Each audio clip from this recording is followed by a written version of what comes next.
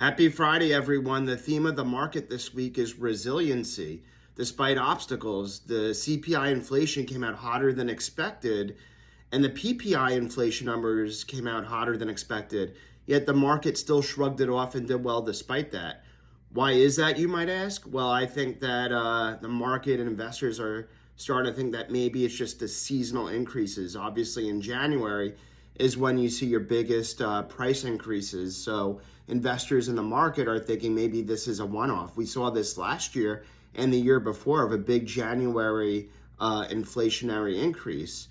Another obstacle the stock markets overcame was tariffs. Investors in the market were a little bit anxious about tariffs because that raises prices, especially in the short term. The consumers faced any price increase from tariffs. In the long run, that's a different story. In the long run, usually prices go down because of increased industrial and domestic production. But in the short term, that certainly increases prices.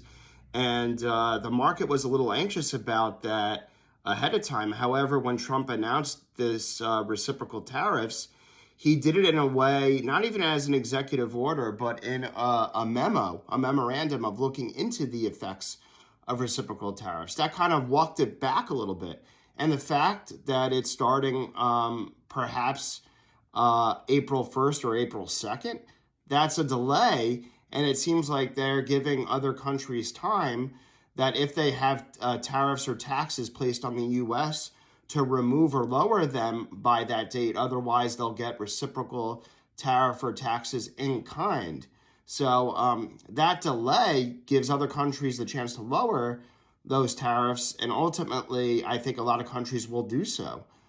We saw already some concessions with the European Union, with cars, and Trump's meeting with India. I wouldn't be surprised if they are working out some details of either a trade agreement or perhaps some kind of agreement. Obviously, we have to see more details as they arise before April. And the market kind of shrugged it off. The stock market did very well yesterday. I think the fact that we're perhaps walking back the strength and the toughness of these tariffs.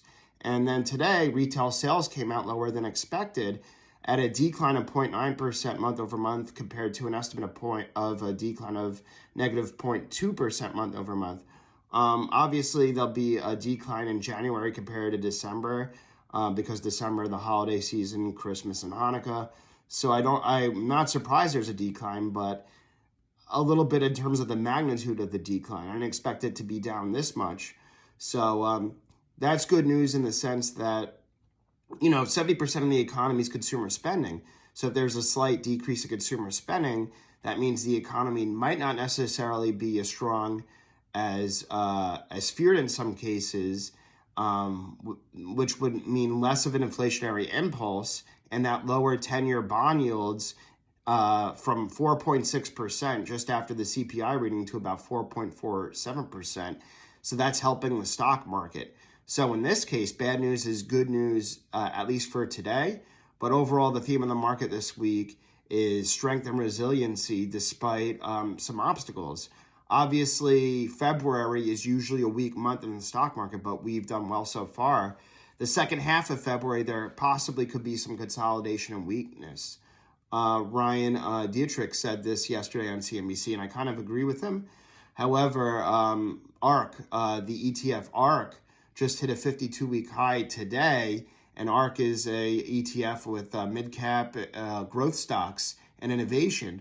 And the fact that's starting to break out, hitting a new 52-week high, shows the increased breadth of this market, where more stocks and more companies are participating despite, in addition to the Magnificent Seven, there's more companies participating in the strength of this market, which is healthy, and it's healthy to see ARK hitting that 52-week high. But I think there's going to be more strength in small mid-cap growth stocks. But that doesn't mean the Magnificent Seven will continue to do well. And I think the broader indexes of the S&P 500 for the rest of this month might have some consolidation and weakness. Obviously, we have to see, but the theme of the market this week is strength despite obstacles, in my opinion.